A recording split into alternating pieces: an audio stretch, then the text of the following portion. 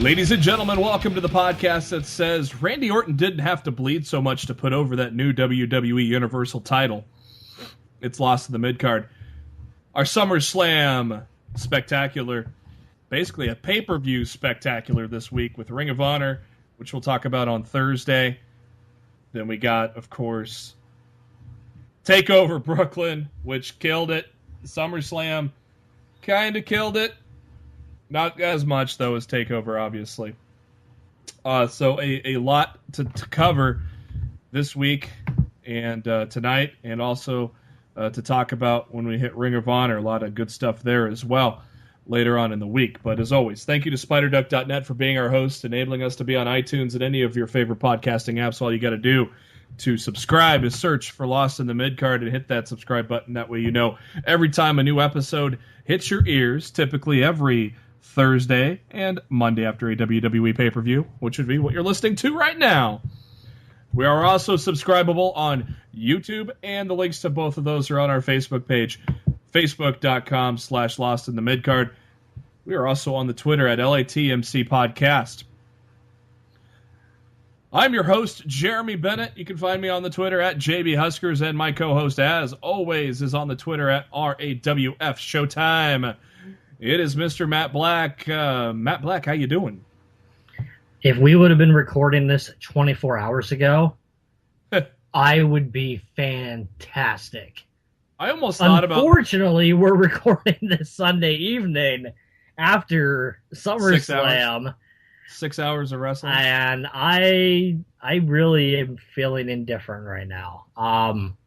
I almost thought about recording right after TakeOver last night. Dude, I was hyped up enough. If you would have asked, I would have recorded last night because I loved NXT Takeover.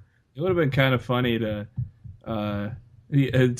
compare the two recordings because obviously, SummerSlam was good. I think Matt and I both are on the same page here, giving it overall a B-ish kind of type of grade. Yes, I'd go C+, B-. We had over about 250 people voting in our poll already, so thanks for doing so. We will give you the results here once we cover SummerSlam. And to Matt's request, we're going to talk about SummerSlam first and close the show with NXT TakeOver, the true star of the weekend. Because we want to end this show tonight on a positive note for you guys, and I think that would go a long way in doing that. We're recording right now as the Taz show is going live, so hopefully. Taz has picked up a ton of listeners all throughout the country listening on all the CBS affiliates and the TazShow.com, so we wish Taz well for sure, as he's talking at the same time that we're talking, basically. Yeah, I won't lie. I wish I could listen to that, because I'm sure he's going off. But I'll listen. I will catch the VOD tomorrow when it goes up on his site. And then, like, podcast-wise, is that going to come up on podcast, too? Yeah, because what he's doing is, since they're doing the show tonight, they're not doing a live show Monday morning. Oh, okay. So it's 7 a.m. normally when the show goes live. And this edition that they're doing now will be up on video on demand at 7 a.m. And I would assume the audio would be up, too. Okay, well, then I'll use, as you should use for Lost in the Midcard, I use Pocket Casts to listen to Taz. So I will have to start my Monday morning at work with a little bit of the Taz show, see what his reaction is to a lot of things. Lots of interesting shit happened on SummerSlam, that's for damn sure. Before we get into that, a couple of headlines. First off, let's clear the air, clear the rumors, and all that speculation that was flying around the internet tonight about Sasha Banks being suspended. That is not true. We will talk about the match later on, but Sasha did drop the title to Charlotte. The reason is Charlotte is hurt and is in need of time off to recuperate. Lots of people sharing and retweeting that she was suspended because she was taken off live events for the next 30 days. So they put 2 and 2 together, but that did not equal 4 in this case. So thankfully, it's just some injuries. But Matt, injuries in Sasha are kind of going hand in hand lately. You think she should kind of tone some of that shit down?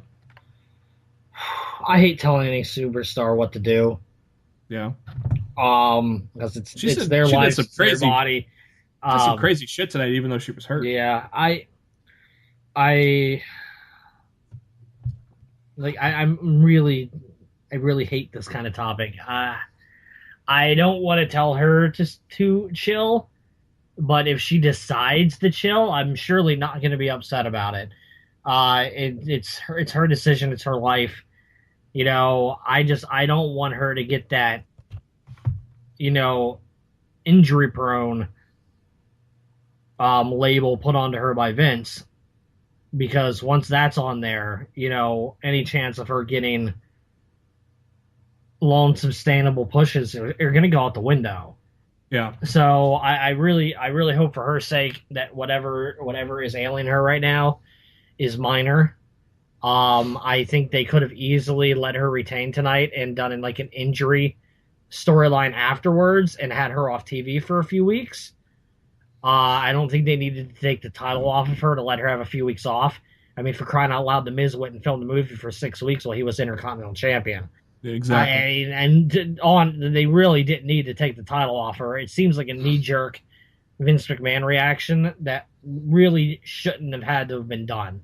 But it is, and it happened, and it is what it is, and now we move on from there, and where that leaves us in a few weeks. I will tell you this right now. My gut feeling about Bayley being on Raw is probably going to be true. I was just going to say, one woman's injury is going to be another woman's opportunity. With Sasha out of the picture for a while, I can see Bayley interjected right into that feud as early as Raw tonight. Exactly. So, that might be why they took the title off Charlotte, just because they want to go with Bayley. And if that's what they're gonna do, I just don't want to see the title hot potatoed, which is really one of the reasons I wanted to see Bayley go to SmackDown, because I wanted to see Sasha have a lone reign, and now Charlotte's a 2-time champ. And if Bayley beats her at Clash of Champions in September, when Charlotte gets it back again, she's going to hold it for a 3rd time. 4th time if you count the Divas title. I don't even know if you count those as separate reigns or not. Like, I don't know how their rule book all works. I just, you've established a 1-year title reign with the New Day. The Miz has held the Intercontinental title, it seems like forever. About 130, 140 days. Yeah, I don't want to see the women's title hot potatoed unless you're going to start hot potatoing a lot of other titles with it. Yeah, I don't know if you would count Charlotte being a 3-time champion. I don't know. A 2-time WWE Women's Champion, yes, that's for damn sure. Because I guess you could say she was the last Diva. Yeah, I just don't know how they count that. Yeah, I would just say, I don't know, because when you're looking at it, you're looking at 2 separate reigns. You're looking at a Divas title reign and a Women's title reign. So, yeah, it's a good question. But I would still call her a 2-time champion. But I don't. Yeah, it's a good question. It's interesting. But yeah, my gut feeling was Bayley. My gut feeling, obviously, was Nikki going to SmackDown, and Matt had very good logic there with John Cena. Dude, did Nikki get one of the biggest pops of the night, or was it just me? She did, and then she got booed when she was acting like a heel, so that was kind of interesting. She got a huge pop. People want to say whatever the fuck they want about the Bellas. That Brooklyn crowd cheered the shit out of Nikki Bella when her theme music hit. I think a lot of that was respect for how much she fought to get back in. So I thought it was great.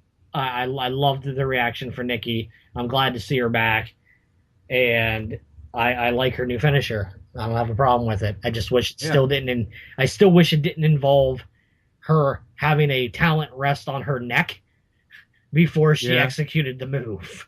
It's so funny because John Cena did almost the same type of move tonight. Oh, that same kind of cutter. John Cena hit Big E. It was a different setup. He hit Big E's move on AJ Styles. He hit the big. It was a different. He hit it was the a big. different set. He hit the damn big ending. If I'm Big E, I'd have been like, bruh, like, what the fuck you doing, dude?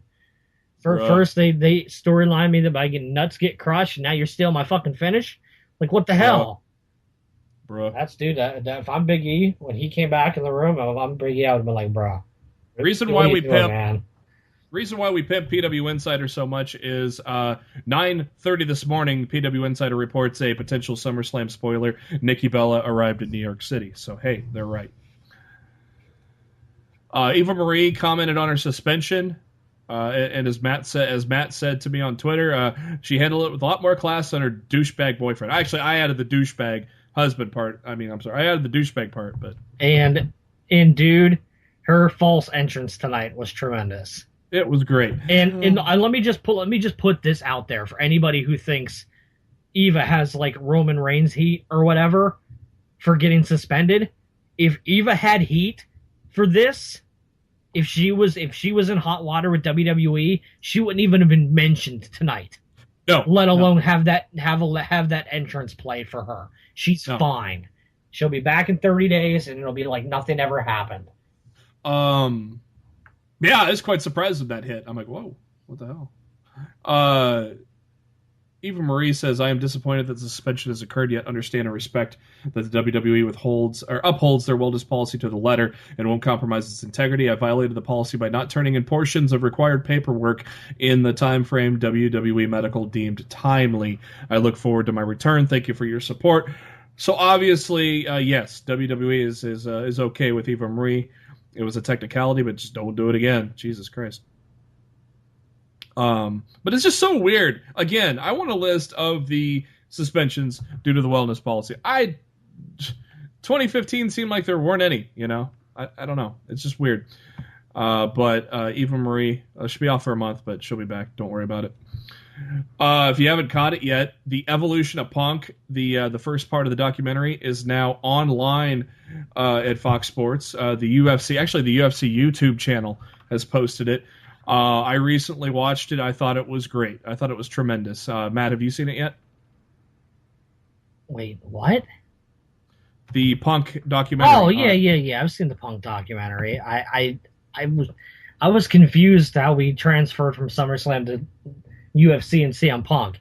We're doing headlines. We're doing headlines, bro. I don't know, man. My mind's all over the place tonight thanks to that really fucked up pay-per-view.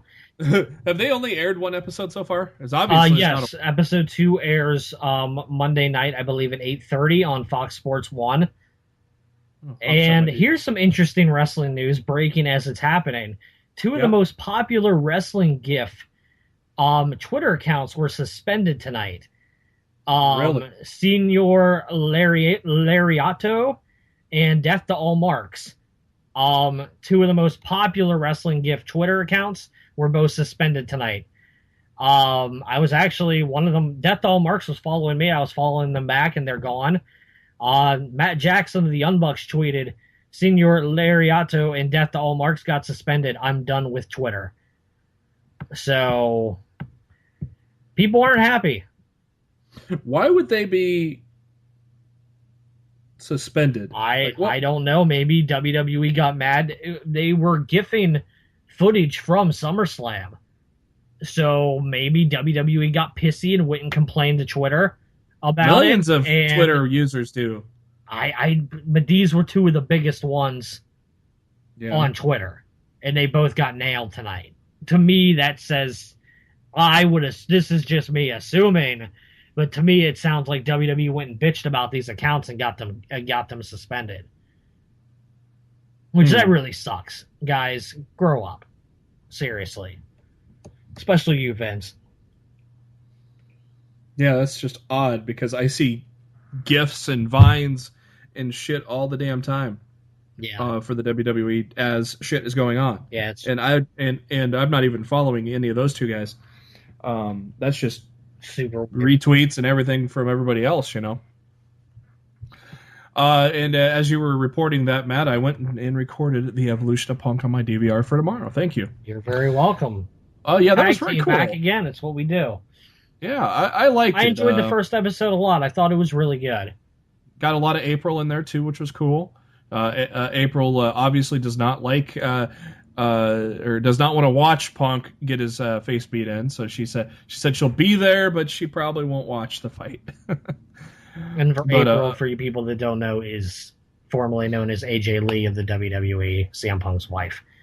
Yeah, she goes by April Brooks on Twitter now, so I just called her April. Though Phil still goes by CM Punk, so we'll still call him CM Punk.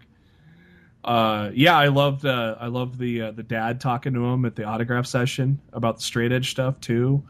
I thought that was really cool, and yeah, really really cool. I don't know how many parts they're going to be, but I mean, this only covered the first couple of months of his training, so there's probably a lot more. I hear it's a 4-part series. 4-part? Yeah. Joey Styles has resurfaced, and yeah, I actually hear he's on the Taz show right now. And he's on the microphone. Yeah, for Evolve. A surprise announcement at the Evolve show. Joey Styles came to the ring and announced the main event of Timothy Thatcher and Drew Gulak. And so yeah, Joey Styles reached out to Gabe Spolonsky, and Gabe said, "You're more than welcome to come in." So he announced his first match in about 8 years. I would assume probably the last one was the second One Night Stand. Oh no, actually he did some Raw for a little bit, the stuff that he's still in therapy for. But it sounds like to me, Joey Styles and Evolve are not a one-time deal. Sounds like they're going to be partnering up here for a little bit. Is Evolve on TV at all, Matt? No, not now. Not that I'm aware of, anyway.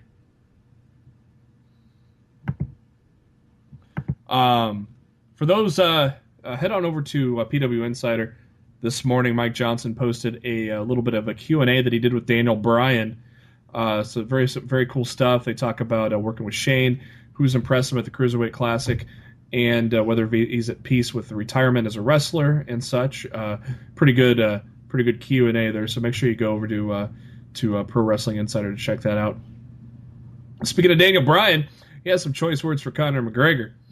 Daniel Bryan did an interview with Fansided.com talking about being the GM of SmackDown Live, and he also talked about SummerSlam and was asked about Conor McGregor's recent comments about WWE wrestlers. He said, I can't imagine at all what Conor McGregor says about anything.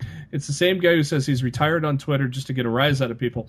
There's a lot of awesome stuff going on like the Olympics, and he's out there trying to promote a fight. So I get it, but it doesn't affect me one way or another. There's been better people than him insulting wrestlers for years. Then you got Brock Lesnar. And Brock Lesnar was interviewed, a quick little minute interview, and a lot of F-bombs towards Conor McGregor, wasn't there? What's the haps? What's the hap? What's that mean? I don't... Oh, Brock. And finally, for headlines tonight, The Rock giving some props to Bobby Roode.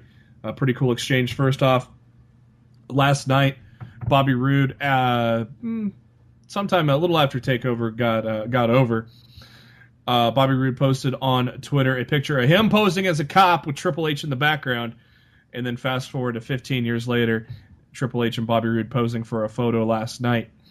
And Bobby Roode says, "Sometimes the road is long, but at the end it can be glorious." Very cool. And The Rock goes, "Such a cool post. Some 15 years later, very happy for you, my friend. Be the hardest worker in the room." And Bobby Roode replied with, "Thank you, and you know I will. Celebrated with pancakes this morning. I know you would approve." So pretty cool exchange there by The Rock and Bobby Roode. We'll talk about that glorious debut in a little bit. But first off, let's talk about SummerSlam, Matt. 6 hours. I didn't even... I slept through a match. Sorry. And it was apparently I slept through a good match too, so I'll have to go back and watch it. But the Slam of Summer was too damn high. Yeah, I said, I didn't think WrestleMania felt that long because, well, it was my first WrestleMania and I was there. I tried to tell you it was long, dude. Well, it didn't feel long to me because I was there and it was my first one. Sitting on the couch now for you know 6 how hours. now you know how I felt at WrestleMania. So yeah, sitting on the couch for 6 hours, yeah, I kind of started to lose some focus a little bit. And yeah, I ate some pizza during the pre-show and then fell asleep during before Cesaro and Sheamus. And woke up just when Enzo and Cass's music hit. So I'll have to go back and check out Cesaro and Sheamus, as I heard it was a real good one. But first off, the first pre-show match was a rematch from SmackDown, 12-man tag team match. The faces, they got a little more time here. Because basically, as we said on the show Friday, it was a rushed clusterfuck. So they got a little more time here, which was good. This is basically what they should have done in the first place. And yeah, I thought they got a lot more time tonight. And honestly, I enjoyed the entire pre-show. Yeah. I thought everything was off to a good start. Silly me. The key thing here was the fact of the Usos stealing the tag and the spotlight from American Alpha, because American Alpha has been getting that spotlight ever since the draft has occurred. They hit Grand Amplitude on Aiden English, but as they were setting up Grand Amplitude, the Usos made a blind tag and then did the splash after the Grand Amplitude for the 1, 2, 3. So we can probably see that it's going to be the Usos and American Alpha going toe-to-toe for the first SmackDown Tag Team Championship, don't you think, Matt? Works for me. Turn the Usos heel. The crowd wants to boo them anyway. You might as well go with it. The Busos. I thought Mojo Rawley was great in this match too. Obviously, good to see the Brooklyn crowd cheer for Zack Ryder. I'm still. I thought Connor and Victor look good too here. They just need some backing and some traction, and eventually I think they can get on a roll, because I still am a fan of the Ascension. I want to see them succeed. And I thought Breezango looked good. Oh, I said the fucking name. Okay, I guess the jig's up, Matt. I'm gonna have to say it from now on, right? Yep. But Breezango looked pretty good too, I thought. I think this is a good tag. I mean, obviously there's no Enzo and Cass, there's no Club, but the SmackDown tag division's pretty solid, Matt. It's all right. It's not bad. Sami Zayn and Neville, the Internet Tag Team Champions of the world, Pac and El Generico, man, they took on the Dudley Boys in what was a pretty good 8-minute match. Once again, dissension in the Dudleys. There wasn't really any anger at the end of the match because this time it was Bubba Ray's fault as he clotheslined Devon Dudley, which set up a sick haluva kick into the Red Arrow. That's a nice 1-2 combination, isn't it, Matt?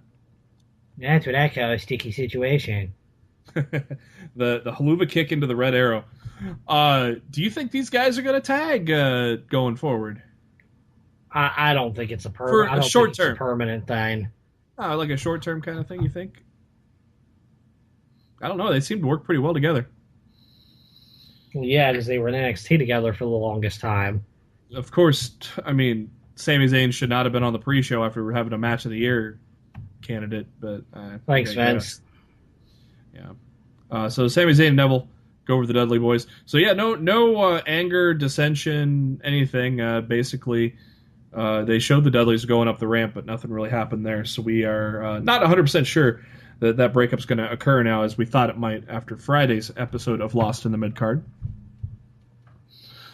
I think it happens tomorrow. Yeah, it could very well. That's the 1-year anniversary of when they returned. Yep. I think it all comes full circle. I missed this match, but Cesaro and Sheamus went 15 minutes. And, I thought it was really good. I liked it. It was a good one.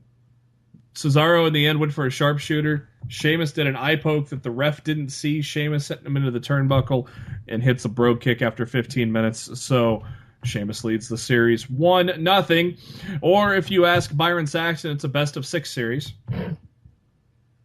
They sure gave him shit for that later on, too. I missed when he said that. I didn't quite catch that. Pretty cool opening package narrated by Michael Rappaport to start up the show, the main show, and a lot of pyro went off, maybe a little extra pyro since Vince sold 30 million of his stock, and different little set, Matt, pretty cool. Yeah, I like the setup. I thought it was nice. I thought the little black squares on the edges looked weird. I mean, obviously, I know those are for the pyro, so I know that's why they're there. But they look kind of weird when the video board's all around it. But I mean, that's just a minor thing. I wonder if they'll bring that. Like, that'll be the Raw set now, maybe. And then SmackDown. I doubt it, but I mean, I wouldn't mind it. I like the set.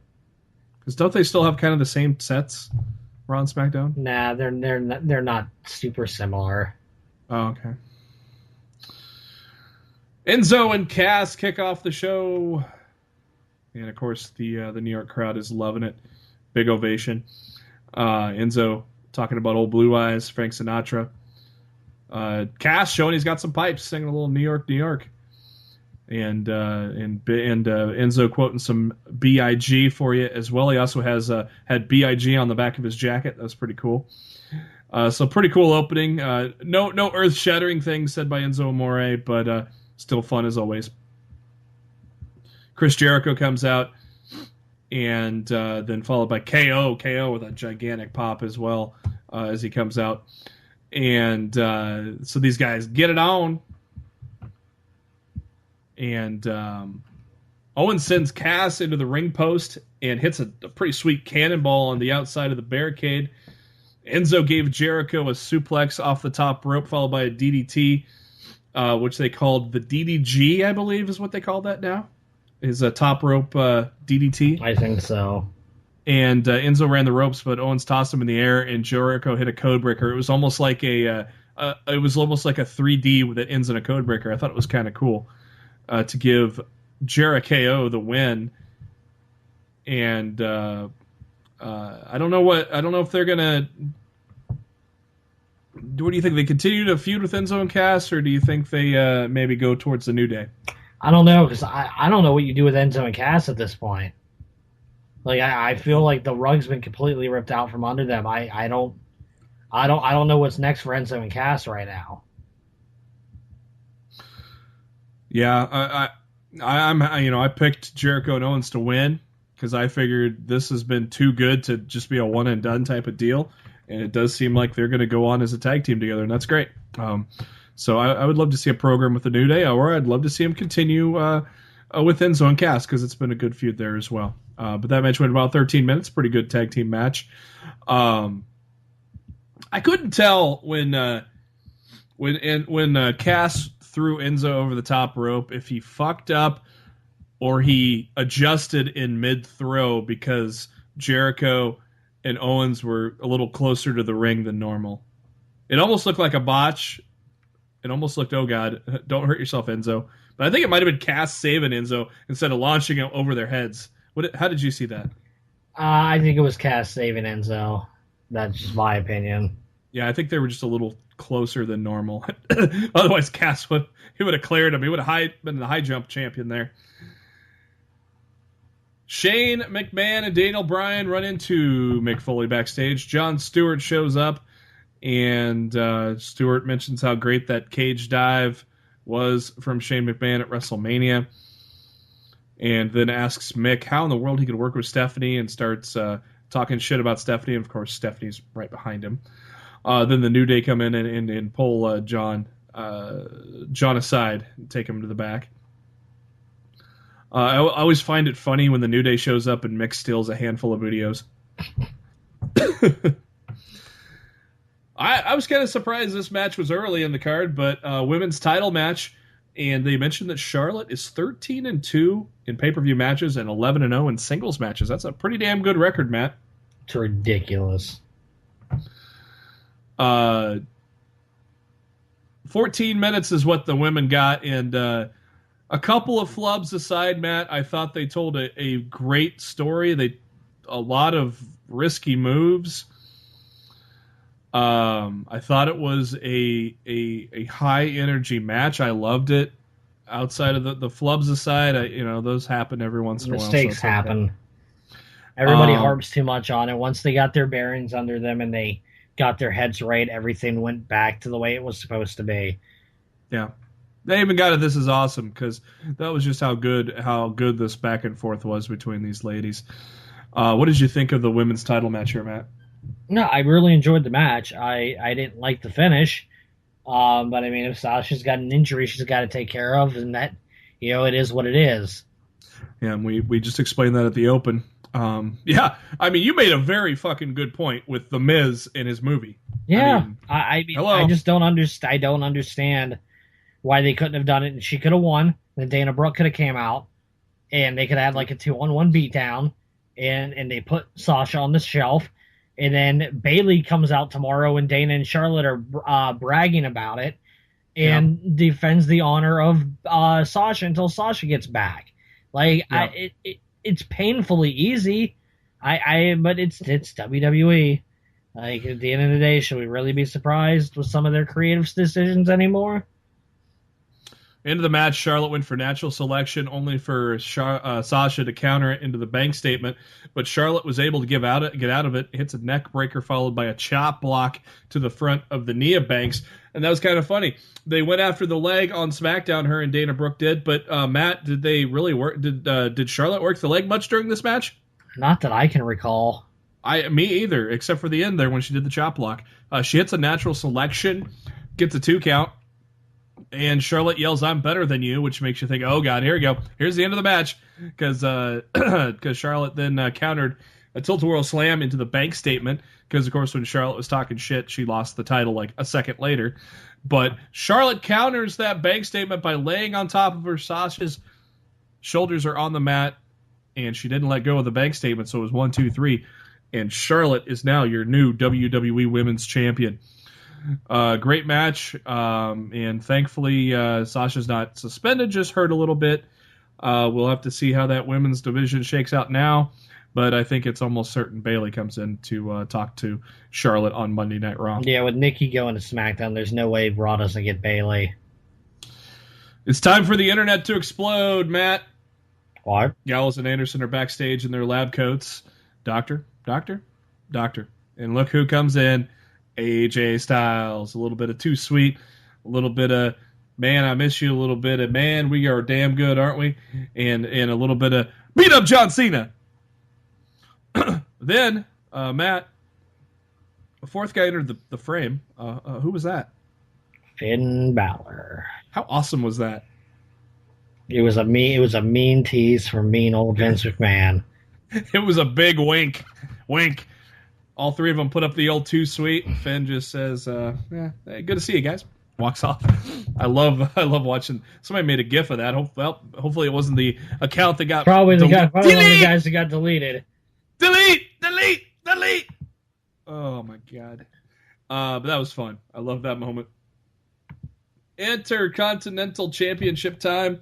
Miz and Apollo Crews. This was a pretty damn short match, but Miz with a lot of aggression in this one. I thought Miz did a great job here. But it was a very short match. The match was about as long as the build-up for this match got. Non-existent. And the right guy got over. I think they did no favors to Apollo Crews tonight. He's new. Give him time. Then don't put him in the title match to begin with. Yeah, understood. Let him build up and get some wins. They could have put someone else in that spot. Sometimes you got to be a contender and lose before you can win a title. I think. So I'm perfectly fine with it. Yeah, I'm perfectly fine. I'm perfectly fine with a newer guy not winning his first title shot. Then like I said, he shouldn't have had the title shot to begin with. No, I'm fine with him having the title shot because it shows faith. But I'm also fine with him not winning that first title shot. I'm perfectly fine with it.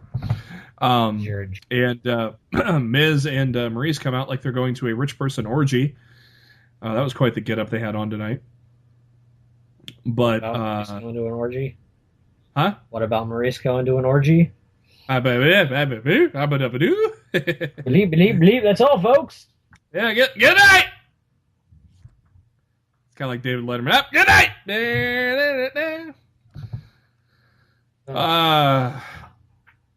We're trying to make this pay-per-view as interesting as possible, but yeah, we're trying to sell it. my heart's not in the SummerSlam, man. All right, match of the night by far. AJ Styles, John Cena. Oh yeah, this was match of the night by a mile. It'll be nominated for a marquee. Nothing else even got close. It'll be nominated for a marquee. Balor and Rollins was good. Yeah, it was. It was good. So, but it did not. It did not even come close to the level of Styles and Cena. It just didn't.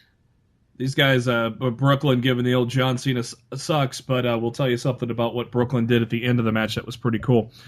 The crowd very loud early on as they go back and forth. Just some unique moves that we have never seen anymore or before. John Cena did what a big ending type of thing. It looked more like a cutter to me than a big ending. But go back and watch it, dude. It was totally the big ending. I know the commentary team called it a cutter, but if you go back and watch it, he did it. Bruh. Dude, that's what Big E said on Twitter.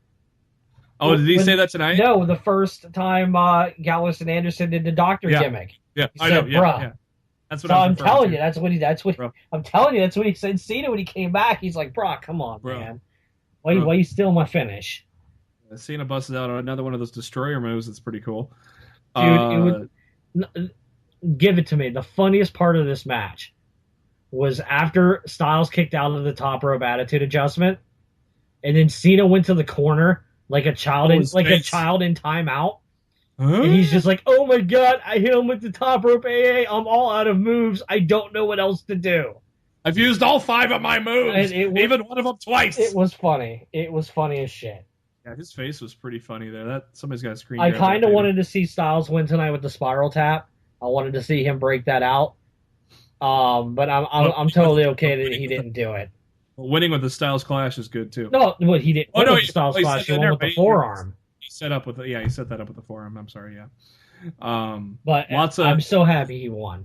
Lots of submissions. Like I felt after he went through the table on SmackDown, I figured it was a lock, and I'm really glad. I'm really glad it was.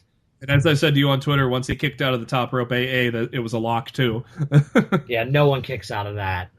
I loved Styles turning the STF into a crossface. That was badass. And of course, the calf crush. I thought almost at first Cena was going to tap clean on the calf crusher when Styles kind of rotated back into the middle of the ring. I'm like, oh my god, Cena's going to tap out. Yeah, I laughed when you said that. I'm like, are you serious? Then the crowd would never let him down on that one. You tapped out. It would have been nice though. Like I don't think he's ever tapped out in like over a decade now. So the double AA, yeah, I know. The double AA Styles kicks out at 2. Cena has that shocked little look in his eyes that Matt was just talking about. Cena went for another AA, but Styles landed on his feet, hits the clash, and then goes for the phenomenal forearm. Hits it and covers the John Cena for the 1, 2, 3 after a phenomenal, pun intended, 23-minute match. Honestly, awesome. This should have closed the show. You know, if you're gonna close the show with a non-title match, it should have been this. It should have. At least they did this match when the crowd was awake. So, dude, I'm telling you this: the crowd suffered the same effects as we suffered in Dallas. The show was just too long. A 6-hour event where you're supposed to be active and, you know, hyper and jazzed up for 6 hours. It's just too much. It's too much. It's draining. Like it's draining just to sit in your living room and watch it. Like I can't expect a crowd to be hot for 6 hours when I can't even focus for 6 hours on my couch. They can't do this 6-hour show anymore. Like if they have to make the pay-per-view 4, the pre-show should still be 1 hour. Cut the thing down to 5. You know, just anything in a positive direction of just trimming this shit down. Go from 6 to 11. And that still to me is too long, but it's 5 hours is better than 6. You don't need a 2-hour pre-show. No, you really fucking don't. They only did 1 match in that first hour, so yeah, I mean, you can do 3 matches in the first hour of a pre-show just fine. Yeah, because heaven forbid we don't get to hear Booker T talk. Jon Stewart came out. I didn't like it. Crowd gave him way too much shit. I didn't like it. It was fine. It was fine for what it was. It did. One thing I liked. I just think the crowd gave him too much shit. The only thing I liked is when Ganderson and Gallows had Ganderson and Gallows. See, I've been watching SummerSlam for 6 hours. I'm gonna do this. Yeah, we're gonna flub up tonight. It's just the way. Anderson and Gallows put him in the corner. And he tried to do the too sweet. That was about the only thing I liked about that. Everything else was. Dude, he's just a wrestling fan, and I respect him for getting out there and doing it. And it was a last second, thing because they wanted to have the Muppets there, and something fell through and it didn't work out, so they went out and got Jon Stewart instead. It is what it is. Pretty decent match. It wasn't much to the match before Stewart got involved, and then nice reaction for Big E making his return and making the save. And I predicted the New Day to win, and Matt predicted the reason why they would win if they would win. So, and Big E attacks them, so it was a disqualification. So Gallows and Anderson get the win. The New Day still the champions. Everyone's still protected, right, Matt? Yeah, I definitely feel that the club was protected tonight, and that was one of my worries. You don't have Big E, so your muscle's been taken out. And if you're insistent on the New Day continuing to hold the titles, you can't have the club lose clean. So the club getting the win via disqualification carries the feud on. I like it. I don't have an issue with that, and that's a good thing. I'm still saying I'd rather them trade the club to SmackDown. If they're not going to let Gallows and Anderson interact with Finn. Trade the club to SmackDown. Throw any tag team from SmackDown. Move them over to Raw. To move the Usos over to Raw. I don't fucking care. Put them with Roman again, and let the club and Cena, the club and Cena renew their rivalry over there. With Big E being out. The one thing we got to see was Xavier Woods wrestle, and he did a damn good job tonight. Xavier's a great wrestler, but he's incredible on the microphone, and they know that, and that's what they like to use him on. And I don't blame him. The man helps WWE print money. I did kind of miss the trombone when they were doing the unicorn stomp because there's only two of them, so he couldn't. I thought maybe he would drop the trombone or drop down and pick up the trombone, and Kofi would just, instead of being slingshotted into the corner, Kofi would just go to the corner and go. But so this feud probably not over, which is fine. Backlash is September 11th at SmackDown. Raw has Clash of the Champions on September 25th. So probably look for a rematch with Big E in the mix on that with the club. I would certainly think so. There's no reason for that to go by the wayside at this point. What's Demolition's title reign run again? It's about 440 or something like that. So they're still another 80 days away then. If it's 440. That sucks, because that means they got to hold them all the way to Survivor Series. If they Demolition went 478. Oh my god! New Day is at 365. Yes. Oh my god, dude! That means they gotta hold the titles till next year if they want to break that record. Basically, yeah. I don't think they're gonna hold them for that long. New Day's in the position right now where they're better off chasing the titles than having them. They've done everything they could do with those titles. They don't need them anymore. They're a franchise all on their own without those titles. I'd love to see a singles run with somebody. Keep the New Day together and have a singles run like Big E go after Rusev or something. I would dig that. WWE World Championship time. Dean Ambrose, Dolph Ziggler. I thought this was a solid match. The crowd completely was out of it, but Matt kind of called it when Ziggler won the right to face Dean Ambrose. Even though this was a great build-up, the promos were great. I think this is kind of a pre-second win type of deal with such a long show, Matt. People hadn't gotten their second wind yet, and they were just kind of maybe a little exhausted from AJ Styles and John Cena. And the New Day was kind of a quick one, and I don't know. But I thought the match was good, Matt. What were your thoughts on the WWE title match? You want me to be perfectly honest? Go for it. I didn't watch it. I want you to lie. I spent the entire time talking to my friends in the living room. I saw Dean hit the dirty deeds, and I'm like, that's it. 1, 2, 3, and that's all I saw.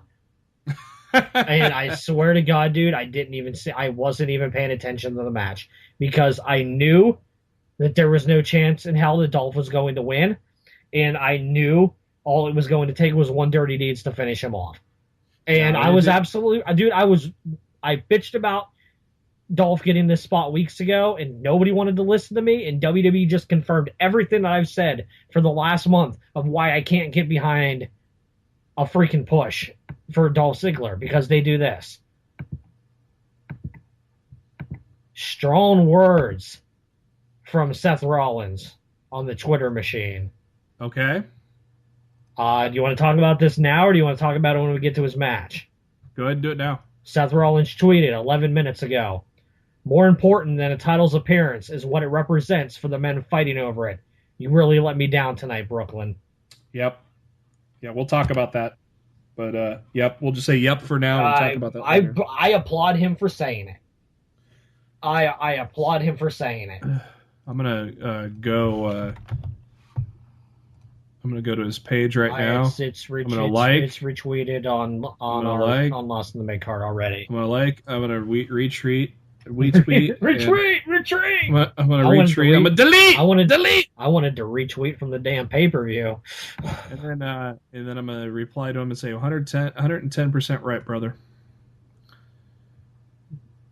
But that's what you get when you get a basically a Smark crowd with a big event. It's all Smark.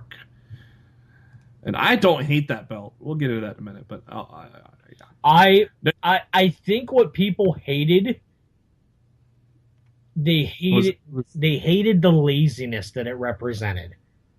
Like, they've kept this title a mystery for weeks. Everybody's expecting this new, cool-looking championship. Rumors of it's going to look like the Winged Eagle title, or, it's going to look like the old Undisputed Championship. And then you wheel out the WWE World title with a red strap. Yeah. And people are like, what the fuck? And, I don't blame them. But at the same time, there was no reason you needed title. No, because the women's title represented the entire division. That title was just as important as the men's world championship. And that's why that was cool. Now they're taking a brand new universal title. It's not even named a world championship like the women's world title or the WWE World Championship. And it's just the WWE World title with a red strap. It just reeks of absolute laziness by the WWE not to commission a new championship. So you could almost guarantee that the SmackDown Women's title is going to be just like the Raw Women's title, but it's going to have a blue strap. Oh, absolutely, it's absolutely going to be that. And it's sad. It's really, really sad. Everybody who was upset that the Universal title is not going to be in WWE 2K17, guess what? Take it. You're going to be able to create it really easily. Palette red, save, done. You're good to go. Yeah, that's not hard, kids. Natalya comes out for the SmackDown ladies. Alexa Bliss comes out. Nice reaction for Alexa. I think probably a lot of props for her to making her way up to the main roster. And then they play Eva Marie's theme and the voiceover guy and does all that fun stuff and goes, due to stress from the internet fans, Eva Marie will not be competing tonight. I just love it. It was tremendous. And she was vacationing. I don't remember where they said she was vacationing, like Maui or something like that. It was hysterical. And to me, it just proves that anybody who thought she had heat with the company, clearly that's not true. But JoJo did say this is a 6-women tag match, so there is someone left. And this guy said it, well, obviously because we reported the news that that she was cleared by doctors, so it almost was I can't take too much credit because it's almost a layup, but Nikki Bella returning to a huge pop from the Brooklyn crowd. I can't remember how long she's been out, but she's been out for most of 2016, like right? October, November, I think was when she went out. So it's been almost a year. Good to see her back. I thought the six women tag wasn't I didn't think it was bad. Match, but it wasn't that bad. Honestly, it was. I thought it was good. I wouldn't put it up with the main 3 matches of the show, but I thought the overall match was fine. Yeah, I thought it was fine. I just think I think we were just getting to that point where we had Ziggler and Ambrose underperformed, and we had I mean, I don't know where we're at in time frame here, but I mean, this is probably hour 5 of wrestling right now that we're at, and so I just, my focus wasn't with the match. It was good for what it was. I thought it just wasn't, anything spectacular, but it was good for what it was. And Nikki Bella getting the win with a TKO slam. So fully expect Nikki and I would say Becky Lynch probably at the forefront of when they announce a women's SmackDown championship. And I hope they don't get too fancy with the name. Watch it be the women's Universal title, Matt. As much as Brian has made fun of the Universal name on Talking Smack, it damn well better not be. It damn well better not be. Yeah, he's been making fun of that. Talking Smack is great. They aired a promo for Raw's Clash of the Champions, which is September 25th. Backlash is, I think, 2 weeks before. Man, we're gonna be busy on Sundays, Matt. Oh God, we made a big mistake. The Greek beauty Maria Menounos interviews Rusev and Lana, and that then just basically talking shit about Roman. They show the brand new WWE Universal Championship at ringside, and the crowd goes mild. The crowd went pissy is what it did. Yeah, every time the camera would show it on the Tron, boo! And that's probably a part of the reason why Seth Rollins went to Twitter and said, hey, stop it. Dude, they chanted about the title for like the first 10 minutes of the damn match. I know. It's stupid. Like, I get it. The title, I get it. The title sucks. It does. It's an ugly-looking championship. It was very lazy of WWE to do it. But there's 2 men who are supposed to be 2 of wrestling fans' favorite people fighting for a world title in front of you, and you're gonna fucking do that to them? I didn't dig it, dude. No. Yeah, it definitely took away from what was a good solid 20-minute match between Rollins and Balor. I think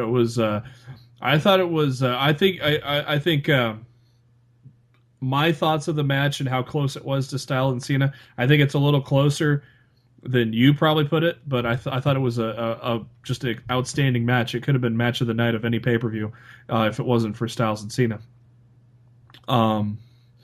Balor's entrance wasn't over the top, but at the same time, it's okay. I mean, this is his first pay-per-view, Matt. We got time to put out some more elaborate entrances. But I do know WrestleMania is probably going to be a sick entrance. I just have a feeling. But were you fine with just a regular pay-per-view Demon King entrance? He got a little bit more of a entrance garb. Yeah. But I did. He had the eye on the stage that was pretty cool. But yeah. I did expect more than we got. But it is what it is. I wonder if the cameraman screwed up and went too far to the right because you could see Balor crouching down. He was like, he went past the smoke there a little bit. Back up, cameraman, back up. Balor started with a ball fire early, hitting that basement dropkick and going for the coup de grace right away, but Rollins rolls out of the ring because he knew what was coming. These guys battled back and forth. Like I said, a great 20-minute match. Balor hit a double foot stomp to the back of the neck of Rollins towards the end of the match. Rollins avoided the top rope attack and hit a pedigree, but Balor kicks out at 2 after the pedigree. and this is the first time Balor had kicked out of the finisher there. Balor avoided a top rope attack from Rollins and then hit a drop kick into the turnbuckle. Rollins met up with Balor for a great suplex. I love when Rollins does the suplex off the top rope and then kind of rolls into another suplex. I love that move. Went for a second pedigree, but Balor avoided it. Balor hits a drop kick in the corner, then hits another drop kick into the corner, and hits the coup de grace for the 1-2-3 after a great 20-minute match. Finn Balor is your first and new WWE Universal Champion. And Matt and I both called it, so we're both pretty happy with the leader of Raw right now, aren't we? Oh, absolutely. I hope he holds on to it for a long, long time. Well, we'll see. Who would you like to see Balor feud with after Rollins? I guess we can go to that at the end of the show, but I'm going to throw that in right now. Oh, it gives me time to think of somebody because I don't have anybody off the top of my head right now. Well, when we talk about, as we usually do on our pay-per-view shows, where do we go from here? We'll bring it up then. What did you think of... I told you something funny was going to happen with... oh, wait, never mind. Before we get to that match, how about the Ziggler-Miz KFC commercial? What the fuck? What the fuck was that? What in the blue fuck was that? I don't even know. And they remind us why SmackDown Live is so great because they had piped in like the crowd just reacted to fucking Goldberg returning to the WWE. But when you look at the crowd, they're all just sitting there going, do what the fuck am I watching? Apparently, this was like a dark something they did after a taping of something. I think or. I can't remember, but it was fucking dumb. I said on the show Friday, I figured after going 20 minutes in a great match, I figured Roman Reigns and Rusev would have something fishy, and well, sure enough, they didn't even have a match, Matt.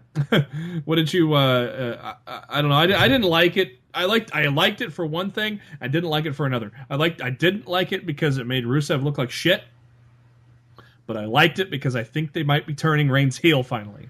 I was very indifferent on it. The only reason I can say that I liked it was the fact that we didn't have to get a match and the pay-per-view ended earlier than it looked like it might have been ending if we actually got a match out of those two. We now officially know why we got a 25-minute match out of them on Raw Monday. That's for damn sure. Yeah, I mean, they didn't just, oh, you can't, we're going to make this a quick finish because we're running out of time. No, they had 6 hours. They had time. This was purposely done. So, they show a commercial for Total Bellas, which I think will end with either a Brie pregnancy or a John Cena proposal, or both at the same time. I don't know. They do show how anal John Cena is about his house, though. So, if you haven't seen Total Divas before. It is time for the main event of the evening. Brock Lesnar makes his entrance, and there's a well-placed "Got Juice" sign among the ramp. Nice job there by whatever fan got that through security. Randy Orton makes his entrance, big pop. Lesnar's on offense early. Drives Orton into the turnbuckle, a bunch of shoulder charges into the corner while Orton's trying to fight out of it. Orton goes for an RKO, but Lesnar shoves him off. Lesnar hits a German suplex. Hits a third. Orton tries to block it, but Lesnar hits a fourth one, and then hits 5 and 6. Orton then hits a seventh. Orton tries to get away from Lesnar, but it didn't work. Lesnar sent Orton over the barricade to ringside. Lesnar tossed Orton into the SmackDown table, which broke. I thought that was kind of cool because you don't normally see the table break when someone throws them onto the table from like the outside. So I thought that was kind of a cool spot. They then go to the Raw table and hashtag out of nowhere an RKO. I loved Orton's face after he hit that RKO too. It was just almost kind of like a shit-eating grin. Orton hits that draping DDT off the ropes and hits another RKO, but Lesnar kicks out at 2, and then that turned into ground and pound and razor sharp elbows for Roman, or actually for Brock Lesnar. He hit an F5, but Orton kicked out of the F5, and that's then when Lesnar went with the strikes to the head and Orton was bleeding profusely. Doctors would try to get in and stop, but Lesnar would then nail some more punches. And the fans chanted Goldberg. They probably thought he was coming in, but nope. I mean, at Bell least rings. that would have been a decent ending. Mm-hmm. Yeah, where he goes to attack Orton again, and the doctors are tending to him, and he goes to attack them, and then you hear the music. Yeah, the ending just didn't make any fucking sense. I don't get it. I don't get it either, man. I mean, Orton just came back, but obviously he'll probably be off TV for a couple of weeks. We probably won't see Brock till Survivor Series. WWE.com is reporting that Randy Orton received 10 staples to close the laceration on his forehead following the brutal attack by Brock Lesnar that resulted in the TKO at SummerSlam. Check back with WWE.com for further updates on the Viper's condition as the story develops. So there you have it, 10 staples in the freaking forehead, man. And Shane McMahon comes to the ring to check on Orton, but Lesnar's blocking his path. And then, excuse me, and then Shane got hit with an F5 by Brock Lesnar, and poor Shane landed in Orton's blood. Whoops. I don't know what that means. But I think maybe Shane brings in Goldberg. I think it's going to be SmackDown versus Raw again. I think it's going to be. I think Lesnar's taking on another SmackDown guy, or a guy that Shane brings in. Yeah, a guy Shane brings in somebody to take on, to take him on. Saw a retweet here of people leaving upset from the Barclays Center because they didn't see Goldberg. Yeah. Yeah, I was hoping that would happen, but it didn't. It just went off the air. I don't know. It was very disappointing. Like, why couldn't you end the pay-per-view on a high note? You could have easily done this storyline with Brock and Orton in the middle of the show. Like, why close the show with that? I don't understand. Like, I wish someone could explain to me the logic behind the choice of how they booked the show. I just don't understand. Yeah, it's weird. It just, I don't get it. I fully expected Orton to win. I wanted Orton to win because I felt Brock needed to be punished for failing 2 drug tests and not being able to be suspended. I feel Orton should have won that match. They could have let Orton win that match and still did the Brock beatdown afterwards, like Brock snapping after he lost and pummels Orton. They could have done that. It just didn't make any sense. Because then you could have Orton and AJ feud, and whoever comes out on top gets to face Dean. Dude, I think AJ's moving on to Dean now. Yeah, obviously, Orton's not going to be around to do it. I mean, we didn't even discuss this. I mean, what did you make of Cena leaving the never give up wristband in the middle of the ring and walking out? Yeah, I saw that. What did you make of that? Is he going? Is he off the film American Grit Season 2 for a while, or I think that wasn't that scheduled to be right around this time. Last year it was like November to mid-December. So I mean, I'm not sure when the schedule recording is this year, but to me, he played it off as he was leaving for a while. Yeah, that meant something. That's for sure. Yeah, I forgot to mention that. Thanks for bringing that up. Yeah, I don't know. I think it means something, obviously. But I think we're going to see AJ Styles versus Dean Ambrose at Backlash. And I think AJ Styles becomes the new WWE World Champion. I've been saying this for weeks. Yeah, and to me, it feels like the writing's on the wall right now. To me, it seems like I think Dean's still going to hold the title to WrestleMania, but I don't know. We'll see. Dude, not the way, dude. You don't put someone over Cena as clean as a whistle like you just did. Yeah. And not take advantage of it. And to me, as flat as that world title match was tonight, the crowd didn't give a damn. And the finish was one Dirty Deeds 1, 2, 3. It was flat. To me, it's time to put the title on Styles. See what Styles can do running the blue brand. Give him a chance. Exactly. Yeah. I'm not arguing with that at all. And Ambrose is my number one guy. I would be perfectly fine. I love Ambrose, but I think it's time to let Styles win that championship. Thank you to the 250 people that voted in our poll here right after the pay-per-view, as we always do. I should have put one up Saturday, but I was probably marking out too much about how great the show was that I didn't even think about it. But we did put up a poll here at LATMC Podcast. What were your ratings for SummerSlam tonight?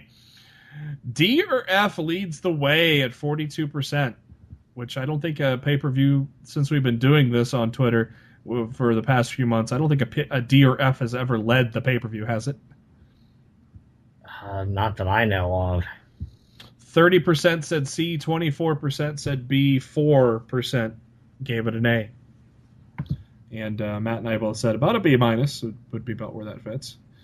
But yeah, the majority going D or F, man. I mean, really, is the title that bad that you're voting at a D or F? I don't know. It's weird. I don't know why you would vote that a D or F. I have no idea. It wasn't a lot, dude. I say it all the time on this show. The lasting image of the last thing you see on a show or a pay-per-view can form your entire opinion of the entire show, and I think that's true. Yeah, very well could be. Yeah, the weird what the fuck ending. Yeah, man, boy, that was a pool of blood though, wasn't it? Yeah, it was a lot of blood. All right, before we get to Takeover Brooklyn, it's time to go over the 5 count for this month and also my Ultimate Power rankings, all the way updated to right after SummerSlam. This month's 5 count, we are talking about the greatest minds of professional wrestling ever. And I'm going to kick it off, Matt, at number 5. I'm going to kick it off with a guy that still has a lot ahead of him. I'm going to go with Triple H here. Obviously, Triple H ain't new to putting things together. He's been involved with the WWE for some time now, but he has been in full control of NXT for the past couple of years now, and obviously the keys to the castle are going to be in great hands. I put him at 5 now because obviously he's got some work to do still yet to be ahead of the other 4 guys, but obviously his work speaks for itself, Matt. Who do you got at number 5? I'm going to admit that I dropped the ball and I forgot to put a list together. I reminded you a week ago and then a couple of days ago. I don't remember. I sincerely apologize. So the 5 counts on you this week, my friend. Oh, you jobber. I'm sorry. I'm legit sorry. Number 4, I've got Dusty Rhodes. He was definitely the brains behind a lot of the booking in NWA, in WCW in the 80s and 90s.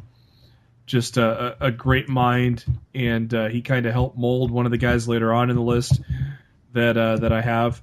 So Dusty Rhodes I have at number 4. Number 3, I've got good old JR Jim Ross. This guy was more than just a ring announcer. This guy was the VP of talent for the WWE for quite some time. This guy knows his shit inside and out. And if you listen to his podcast, you'll definitely know that for sure. Number 2, I've got Vinnie Mac, Vince McMahon. I mean, he took over the WWE from his father and was able to expand it nationally, taking over some of the territories, and then also was able to then take it from national to global once he introduced WrestleMania to the crowd. And then my number 1 greatest mind of professional wrestling of all time, I got Paul Heyman. Paul Heyman was a guy on a mission just as a teenager, sneaking into wrestling events and such. He learned from Dusty Rhodes. Even though he wasn't supposed to be in NWA production meetings or whatever, Dusty then allowed him to stay and he took notes. He took all that knowledge and basically went to WCW as one of the greatest managers. The Dangerous Alliance was brilliant, and then he created ECW. If it wasn't for ECW, there would not be an Attitude Era. His vision and his mind were brilliant with what they did with ECW.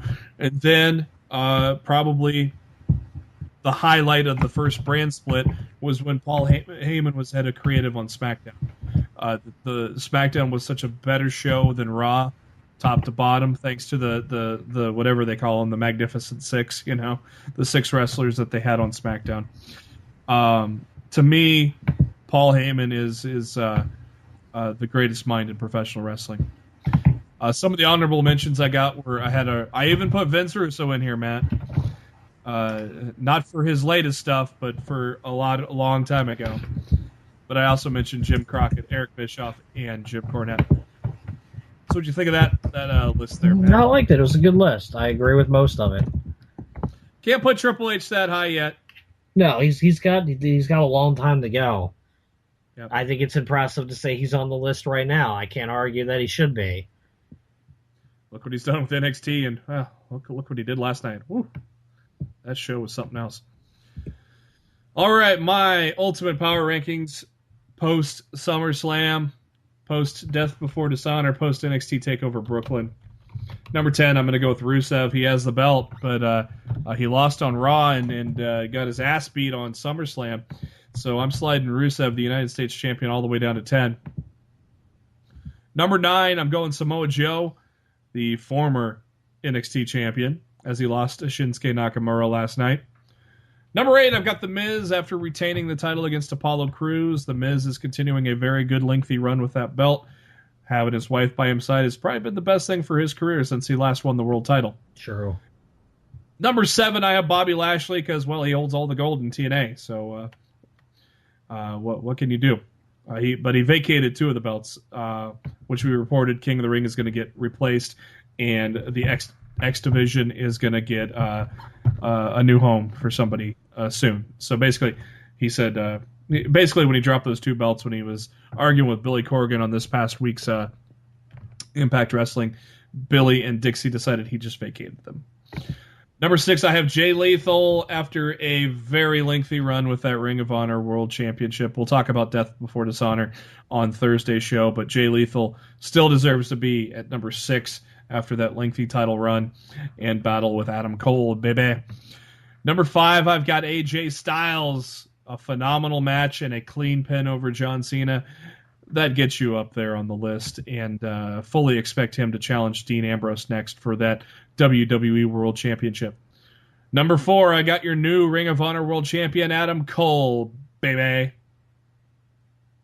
Number 3, I've got your WWE Universal Champion, Finn Balor. He is the first ever Universal Champion, but it's a brand new title. So I put Shinsuke Nakamura in at number 2. Yeah, buddy. Your brand new NXT champion Shinsuke Nakamura in at number 2. We'll give that Universal title. I like the title design. I'm in the minority. I know. I don't hate it. I don't love it, but I don't hate it. And obviously, what we got here? Crowd, couple haters. About 18,000 haters. Got a couple haters. So I got Shinsuke ahead of Finn right now. And plus, Shinsuke hasn't lost a match in NXT. Finn hasn't lost a match in WWE yet either, but there's a little bit of more of a palette for Shinsuke's painting than there is for Finn Balor. And number 1 is still my number 1 guy, Dean Ambrose, the WWE World Champion. Matt, I would assume you're pretty happy with that, especially with putting Shinsuke at 2. Yeah, I can't complain. That's a good placement, man. NXT Takeover Brooklyn, Saturday night at the Barclays Center. What a fantastic show. No Way Jose starts the party off, literally. I love No Way. I'm just liking him more and more. And they had a nice little spectacular entrance. At first, people, I think I included, thought the first guy in the conga line jumped the ramp, and we're like, well, wait a second. That would have been an awful way to start the show. No kidding. But I thought it was funny that the lead guy in the Congo line is wearing an Austin Aries t-shirt. I didn't even notice that. Yeah, the guy right behind No Way Jose is wearing an Austin Aries t-shirt. That's funny. I didn't even notice that. Did you like the conga line little entrance there? I thought that was kind of fun. Fine with it. I didn't love it, but I didn't hate it either. It was fine. Austin Aries comes out to a huge pop, obviously. In New York, they're going to love Austin Aries.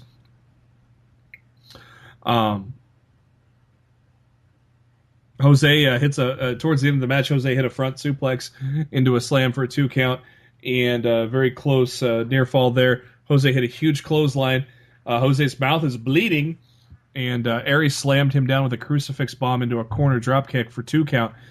Aries went up to the top rope, and Jose went for an uppercut, but it did not connect. Aries gives Jose a sunset flip powerbomb out of the corner into the last chancery, and Jose taps out. But I think Jose arrived at TakeOver here. The crowd loved him, Matt. I thought he looked good in this match as well. Yeah, I thought it was a great way to start the show. I really enjoyed it. I thought it was easily Jose's best match to date, but I do feel the right guy went over. You have to start establishing some main event level heels with Nakamura winning the title and Joe possibly finally getting the call up to SmackDown or maybe even Raw. I think that this was definitely the time to start, getting those wins for the in making new main event level heels, and Aries and Roode, and these are the guys that are going to be facing Nakamura in the weeks and months to come. With possibly Cena taking time off, would you make Joe a face debuting on SmackDown? No. You already got a few heels on SmackDown's top part of the card. Bray Wyatt, AJ Styles. Dude, unless they turn Dolph heel, I'm not bringing Joe in as a face. Okay. Just not happening. But as I tweeted, I go, No Way Jose has arrived officially. Great takeover match against Austin Aries. The crowd loved him. 17,000 people going nuts for his entrance to start, and he showed it in the ring as well. So well done by Jose there, and I cannot wait for an Aries Nakamura match. Oh, fuck. Aries isn't done, though. He's beating up on No Way Jose after the match was over, but Hideo Itami comes out in a suit. Aries hits him first, but then Itami hits some punches and kicks. The crowd is chanting GTS, and what does Hideo do, Matt? He obliges, man. The fucking GTS. Of course, Itami is the originator of the GTS, for those who may not know. But, wow. The pop for the GTS, man, was off the charts. I loved it. So, No Way Jose Austin Aries is probably not going to Nakamura right away because he's got himself a little bit of Hideo Itami in the way. Who would you have go over there? Would you continue to have Aries go over now a more established guy in Itami on his way to Nakamura? Or would you have Itami go over here and then possibly have Itami and Nakamura? I would have Itami probably win the feud with Aries, because I think if Joe's heading straight to the main roster, which we don't know if he is, but if Joe's heading straight to the main roster, to me the obvious challenger to Nakamura is Bobby Roode. So you worry about already. You got somebody else in mind? Exactly, Bobby Roode. I don't know. I don't know if Joe sticks around for a rematch or not. Yeah, even if he comes up, it doesn't mean he might not stick around for a rematch. He could stick around for a rematch for the next TakeOver, because the next TakeOver is probably in October. But he could stick around, lose again, and be gone. He could be back and forth those 2 months. Yeah, exactly. I mean, it's not like that hasn't been done before. No. But I don't know. If Joe's not going to stick around for a rematch, I say Bobby Roode's in line, man. I can't think of anybody else right now that's that's ready to step in the ring with Shinsuke Nakamura for the NXT title right now. I don't. Before Nakamura gets called up, I hope to God they do an Itami and Nakamura match, though, for the love of God. I'm sure we'll get that before it's all said and done. Make that happen. Ember Moon makes her debut against the beautiful Billie Kay. I thought Billie Kay looked pretty good here. It was a short, very short match, but I thought Billie Kay looked solid here. But man, Ember Moon is impressive, isn't she? Yeah, I thought she had a great debut. I was happy that Billie Kay got a lot more offense in than I thought she was going to get. Yeah. I thought both girls looked really good, and yeah, I loved the match. I thought it was great. Ember Moon, very unique, blood moon eyes. Those contacts are pretty damn sweet. And speaking of sweet, so is Ember Moon's finisher. Kind of a off the turnbuckle kind of twisting stunner move. I loved it. That was a sweet finisher. Ember Moon gets the victory after 4 minutes. The future of the women is very bright. Matt, there's only one word to describe the next match. Glorious. Triple H went to Twitter and goes, "Well, that's one way to make an entrance." And I said, "Well, Bobby Roode, I'm afraid Bobby Roode's got some bad news." Will you stop? I'm afraid Bobby Roode's got some bad news. That was a glorious entrance, though. That is... I mean, I had high expectations for a Bobby Roode entrance, and it exceeded it. Yeah, I couldn't have imagined that entrance was going to be that dope. To me, it was the best entrance of the weekend. That was sweet. But yeah, I immediately had thought Bad News Barrett right there, though. I mean, obviously. Hello.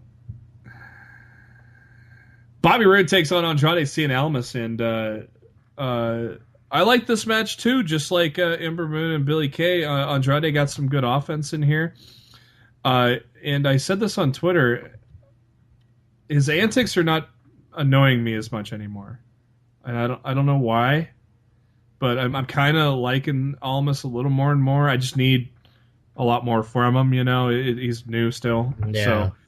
So, but I liked him and Roode had good chemistry in this match, and there was a lot of great back and forth. I just think Bobby Roode needs a better finisher.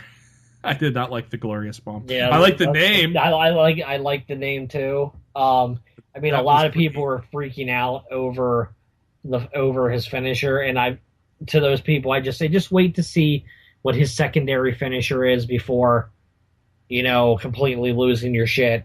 The pump handle slam as one of two finishers is fine. Let's wait and see what his other finishes, because he went for the perfect plex at one point, which he used at a time in TNA as a finisher, and he didn't hit it.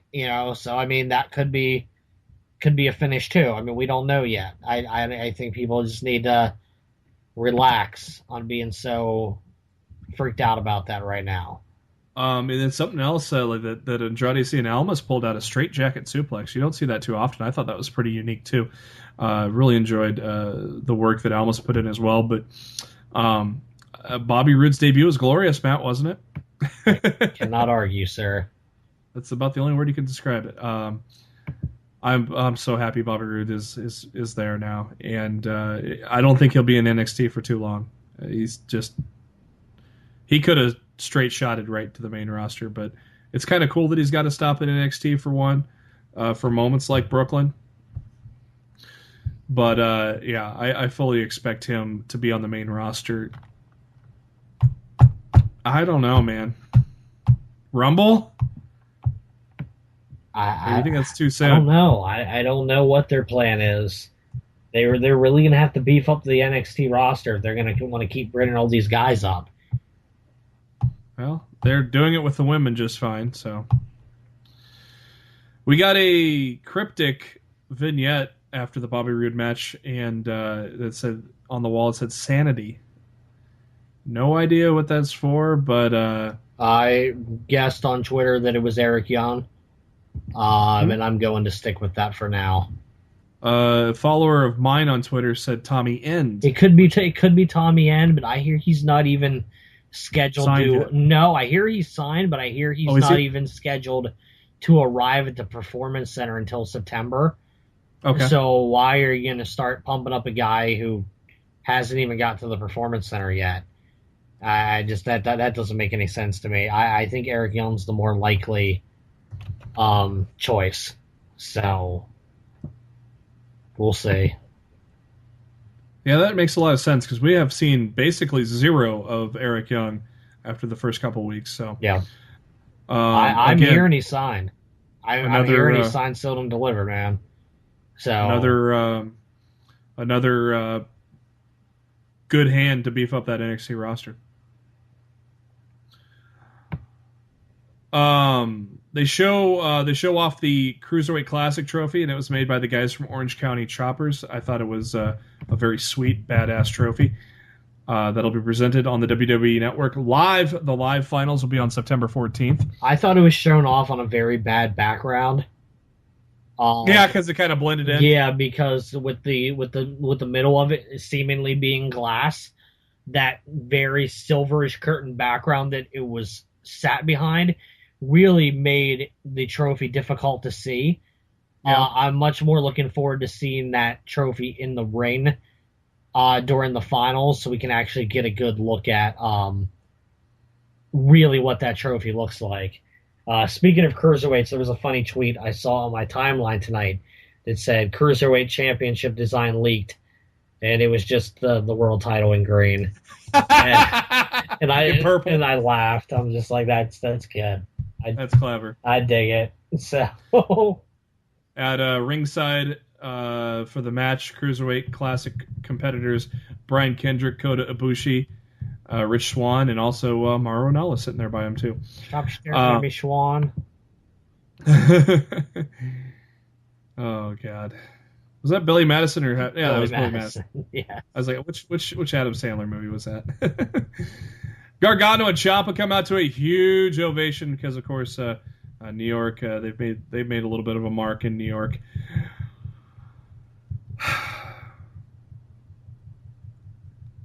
I might have to watch this again, Matt, but this might have been my match of the night over Nakamura and Joe. I really, really enjoyed it, but I enjoyed Nakamura and Joe more. I don't know. I think this was better than Nakamura and Joe. Agree to disagree, my friend. Not to take away from Nakamura and Joe, because it was great, but this was tag team wrestling defined in the Webster's Dictionary.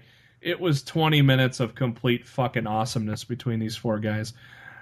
I loved it, and I know you loved it too. And like I said, I'll watch Takeover while I'm working tomorrow. I'll watch it back or something. And my biggest issue with the tag match was the placement of the finish.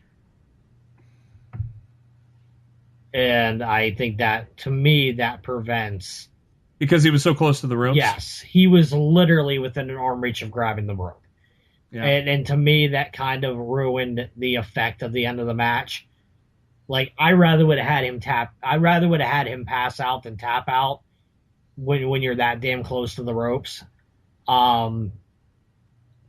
It would have been better if he would have been like squared down in the center of the ring, and you really couldn't, get there and grab the rope. But he was way too close. If he would have stretched his arm out towards the ropes, he would have grabbed it. So to me, it was just meh.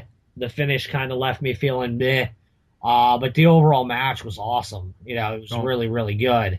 To me, the finish just kind of dampened it a bit, which is why I think I liked Nakamura and Joe better.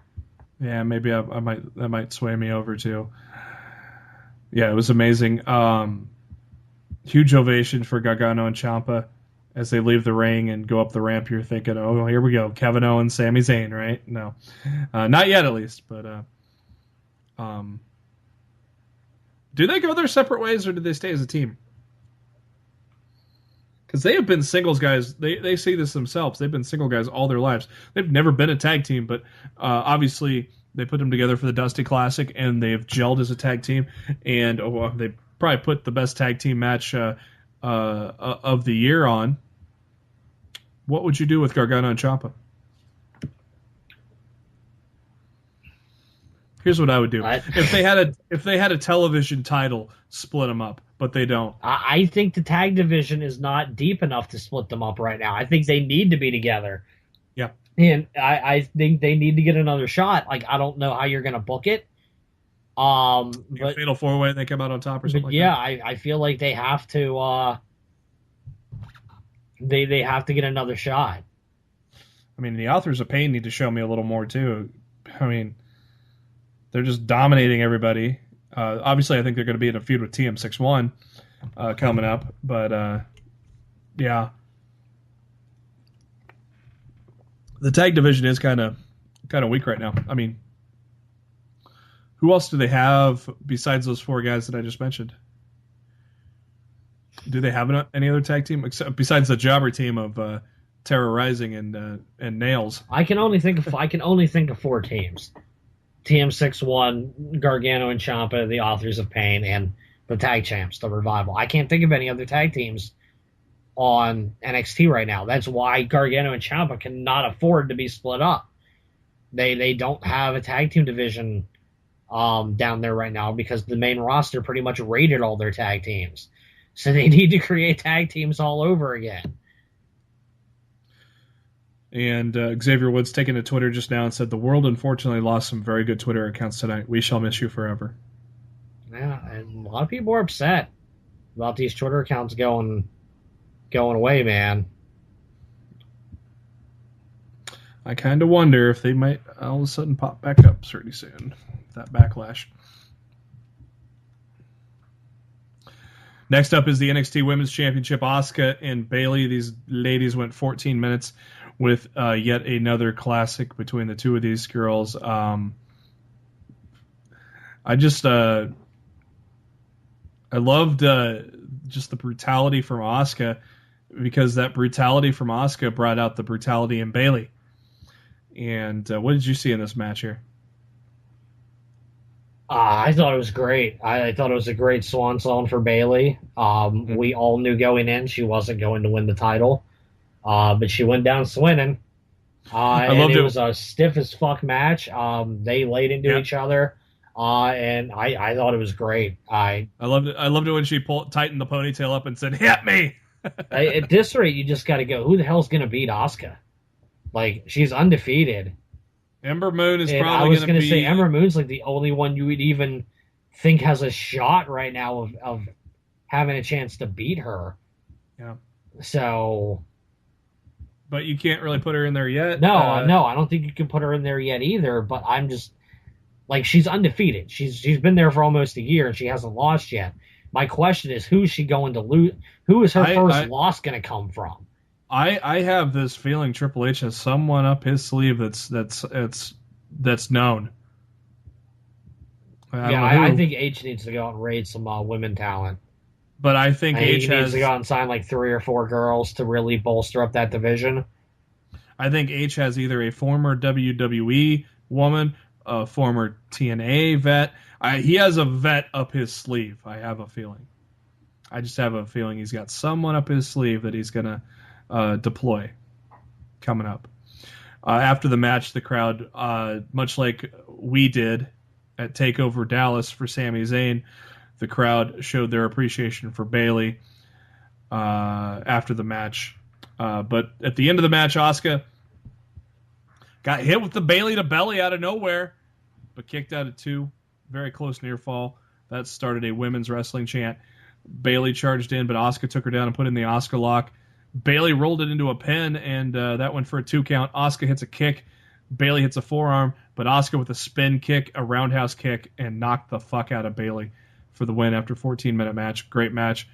And as we said, the crowd saluting Bayley as she probably will show up on Raw Monday night. So very good showing by both those ladies.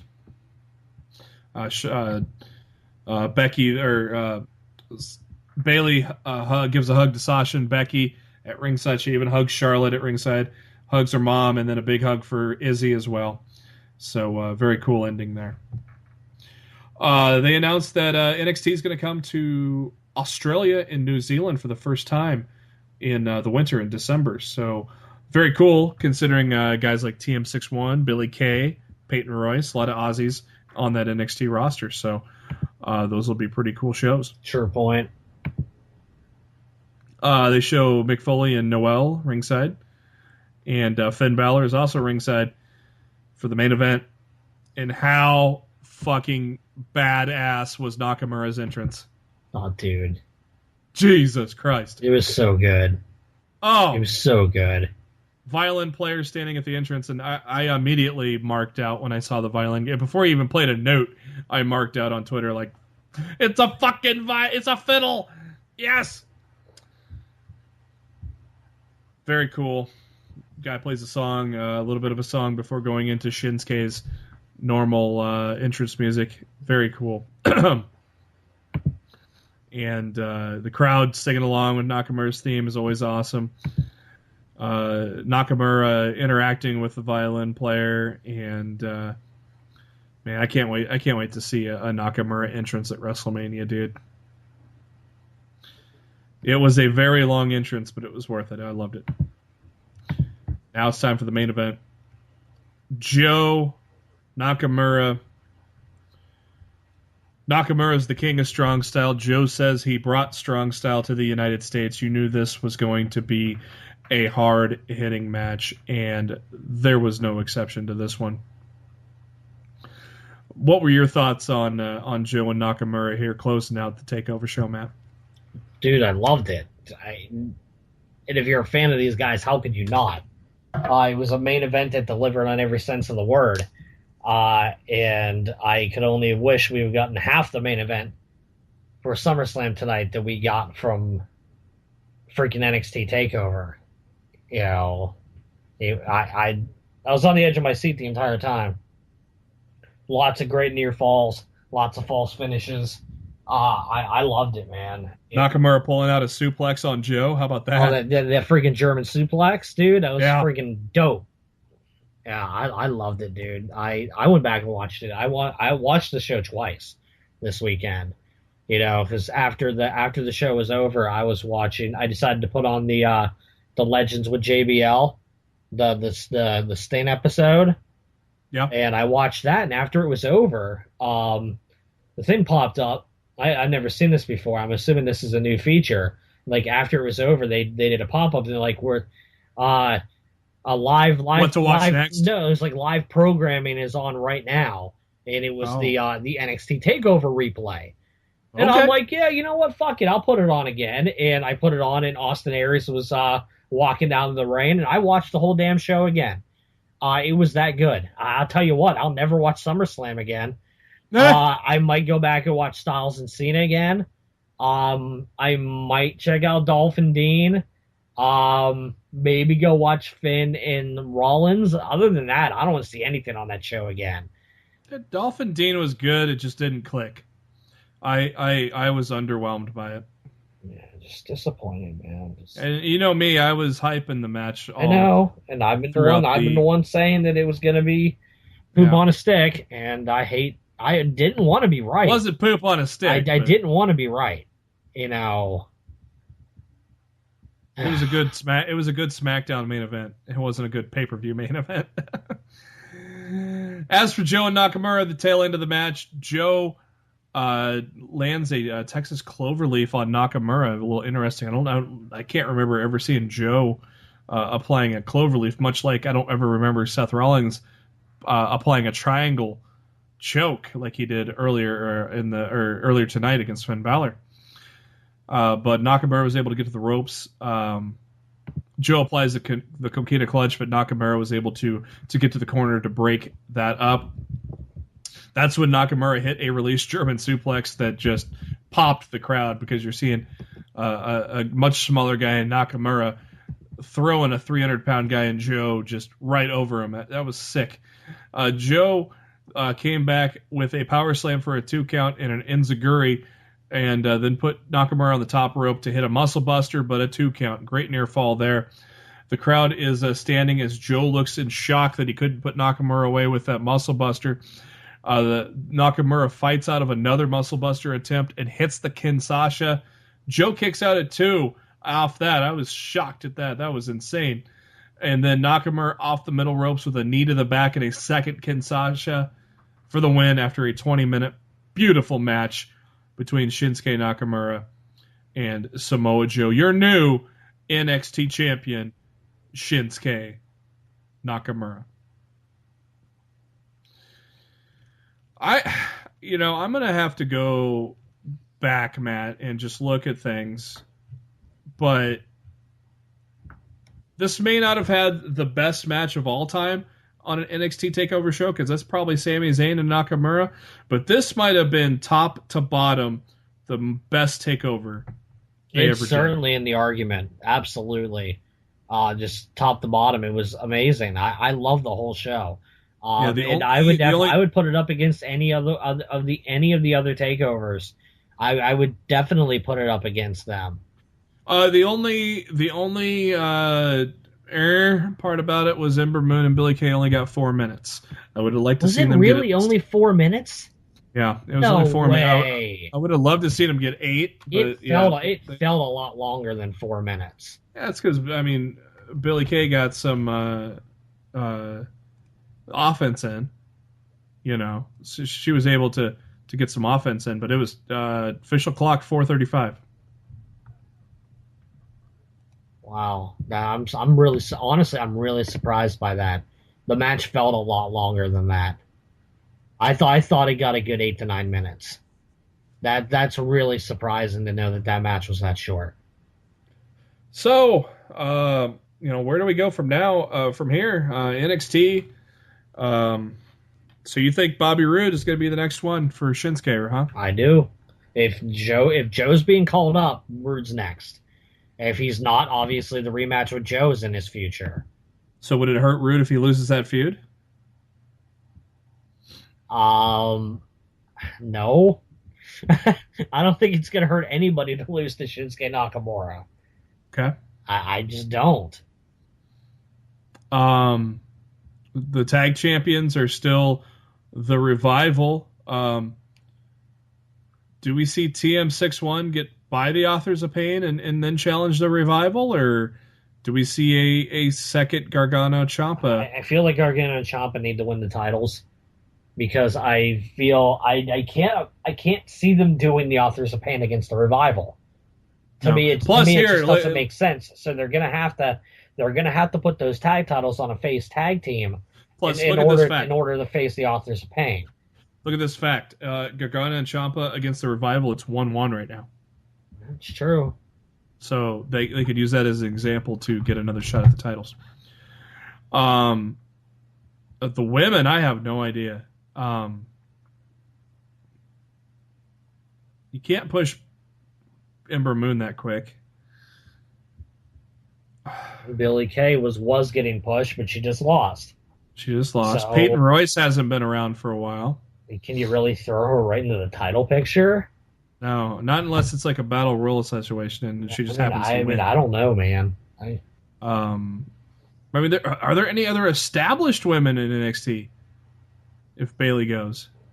Obviously Bayley's not next because she lost. I can't even think of any established women.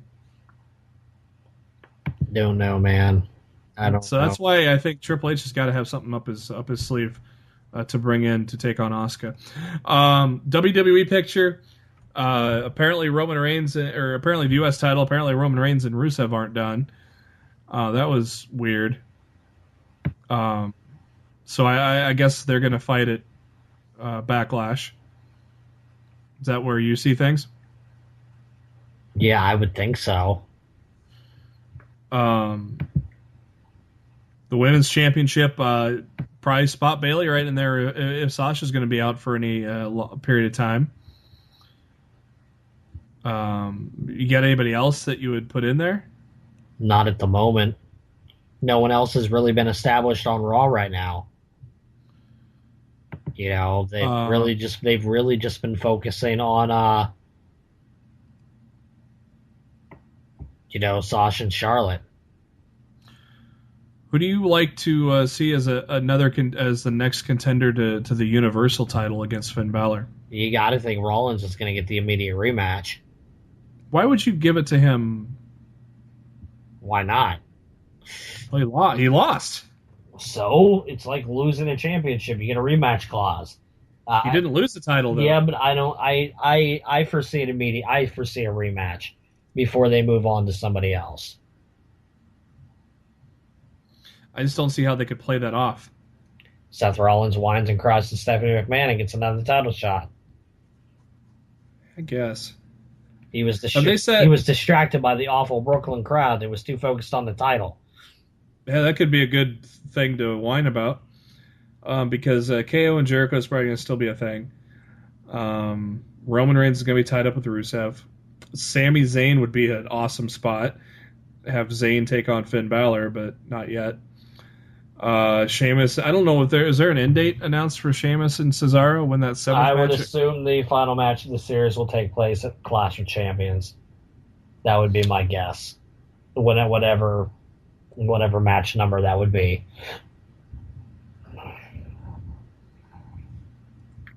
Yeah, there is really nobody on the card to challenge Balor in that upper part of it. So yeah, it almost has to be Seth Rollins. They could go right to Roman Reigns again. On the SmackDown. Yeah, you want to move on from that? Yeah, let's move on from that. SmackDown side of things, we should probably have a women's title soon. Probably expect Nikki Bella and Becky Lynch to be the forefront of that. Does that sound about right? That would make sense to me. Who would you like to feud with The Miz? Jesus Christ. Jesus Christ probably is not available. Let Zack Ryder have his rematch. That'd be great. I mean, I know you guys are obsessed with the damn hype bros, but... You know what I'm thinking.